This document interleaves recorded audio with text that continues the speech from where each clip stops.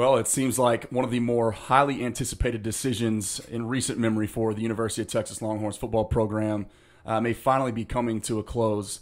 We have two tweets here. One from Tim Shepard. Says, breaking source inside the University of Texas football program has informed me that Hudson Card will be the starting quarterback. His play and awareness was the deciding factor for Sark and staff when it came to the decision. And then another, not just 24 hours later, we get from Chip Brown from 247 Sports saying that Card is still the man on the field getting first-team reps right now. So if you're worried that news is being leaked too soon, or questioning why Tim Shepard would do that, if just kind of go out and state that he's been told by a source inside the university who the starter will be, because you think that it's wise for Steve Sarkisian to keep that close to the chest and force the hand of Louisiana to prepare for not one but two quarterbacks, then I would also just kind of caution you there and just say that that's really kind of an overstated point in my opinion. We have really one half of football, one Power 5 half of football from Casey Thompson that's out there for the world to see. And then as far as Hudson Card is concerned, you've got nothing but high school tape. So both of these guys are learning a brand new system. There is no film out there right now of these guys playing meaningful snaps in a regular season game with Steve Sarkisian as their play caller. So I have absolutely no worries about Louisiana gaining any sort of competitive advantage by finding this information out 10 days before the game as opposed to just one. I see the stance of, hey, it should be the guy with the most experience who, takes the job, especially against a formidable opponent like Louisiana, who we will talk about in just a second. Or I've also seen other people say, no, it should be Hudson Card because this is the guy who has the most time remaining left in the program, and that's the guy you groom and ultimately mold for years to come for your program. The reality is, though, guys, while both of those do have some merit, both of those takes there, I don't believe that's the ultimate logic that Steve Sarkisian is using in regards to making his final decision as to who the starter will be. And here's the thing. If you were to compile a list of maybe, say, 3 to 5 names in the entire world in professional and college football that you would want making your quarterback decision for you, evaluating, developing, and ultimately naming the starter, Steve Sarkisian has to be on that list. And you know what? To even kind of back that point up, it's two of the most well-respected names in all of professional football, Kyle Shanahan and Pete Carroll. They told Chris Del Conte that Steve Sarkisian might be the guy you go look to because he was technically their third choice. Chris Del Conte spoke with Pete Carroll about potentially becoming the head coach at the University of Texas, and he also spoke with Kyle Shanahan, which actually reminds me, I'm going to do a video about some fantasy stuff regarding Kyle Shanahan and why I think Trey Lance ultimately unlocks his offense in a way that the NFL has never seen before.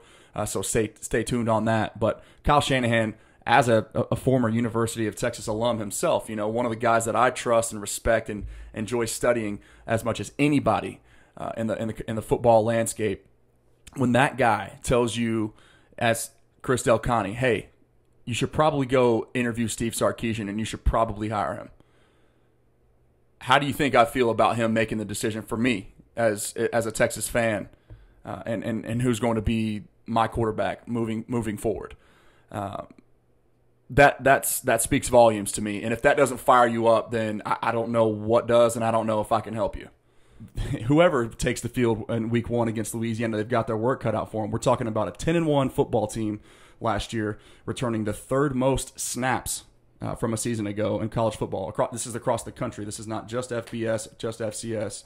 This is all of college football across the country, including 19 of 22 starters. This team also handled pretty easily by a 17-point margin the team that's picked by most accounts to finish second in the Big 12 Conference this year in Iowa State. So definite challenge ahead. But here's why I'm not worried. In the Tom Herman era, obviously there was excitement there.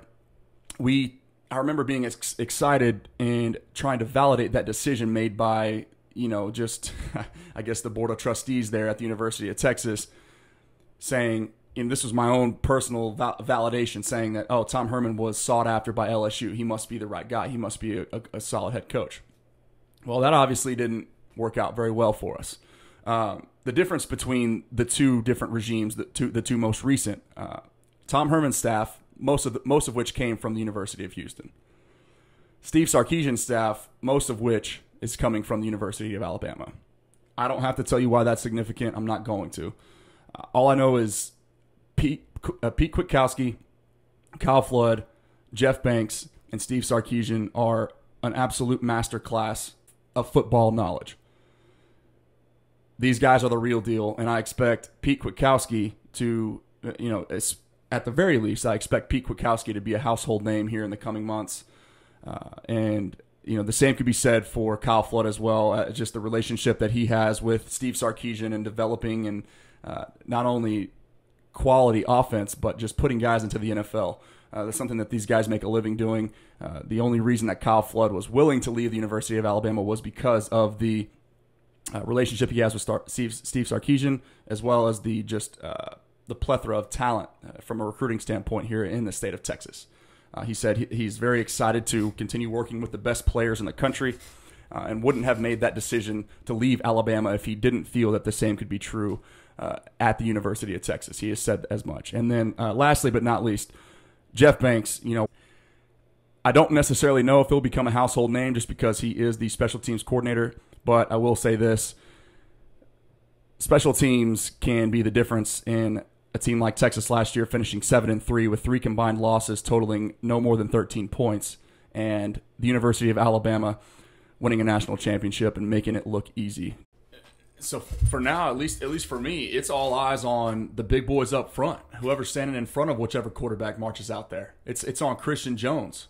It's on Denzel Okafor. It's on Jake Majors. It's on Junior Angilau, and it's on Derek Kerstetter. You got 2 redshirt seniors and 2 redshirt juniors, and then a stud redshirt freshman. You better be able to run the football, and you better be able to protect your quarterback, and that's why Kyle Flood is so important. You see, like, college football games, by and large, guys, are won in the trenches, and we have to get better at not only recruiting that position, but developing that position. So that's going to be a huge key for me, is seeing what Kyle Flood can do with that offensive line unit. And I can tell you this, Bijan Robinson won't touch the ball only 86 times. And especially not when you consider what Steve Sarkisian was just able to do last year with Najee Harris. The different ways that he was getting that guy the football and the amount of times in which he was able to do so. A guy that was a first-round pick of the Pittsburgh Steelers this year in the most recent NFL draft, and a guy that I think Bijan Robinson is more talented than. So 86 touches is absolutely criminal. I expect Bijan Robinson at the very least to touch the football over 250 times just like Najee Harris did, and not just 86. Steve Sarkisian is going to figure out a way in this RPO/pro-style play-action offense to be much less vanilla than Tom Herman was. I feel like I've seen enough in my athletic playing career. I can tell when a coach is being truthful, and I can tell when I'm being sold snake oil by this point in my life, in my career. And Steve Sarkisian, I believe him to definitely be the former and not the latter. So now, you may be wondering or perhaps even worried about a potential Casey Thompson transfer as a result of the news of Hudson Card being named the potential starter. We'll see. Basically, I'll just put it to you this way. I don't see the fun or the logic of a quarterback trying to master a third new system in just 2 years. That just doesn't seem like it makes a whole lot of sense for the career of Casey Thompson, and I think he's smart enough to realize that. So at the very least, this year, in this sport, guys, and especially at that position, anything can happen. You need depth to win, and God forbid anything happen. I hate even hinting at the idea of a possible injury, but God forbid something happens to Hudson Card. Well, guess what, Casey Thompson, it's your time to shine, and we know that Steve Sarkisian has confidence in both of those guys, and because of that, I do too. So I find solace not, knowing that I have not just one quarterback that's capable, but two. And then from there, if Casey Thompson still doesn't like where all signs are pointing, by all means, I wish the best for him, and I hope that he finds a potential suitor and a place where he can be happy and also thrive in a new system and a new situation somewhere else. Thank you so much for watching, guys. I hope you enjoyed the show. I do hate the redundance that it takes to constantly have to kind of heckle and hound you guys and remind you to like the video and share if you feel compelled and if you really enjoy the content. But please do so. And like I said, tell somebody in your family, tell one of your friends, maybe some Texas fans out there, Cowboys fans out there that you think might appreciate my content. It would mean the world to me. So I look forward to making more videos and interacting with you guys in the very near future. Football season is here, man. I could not be more excited. So, hook 'em.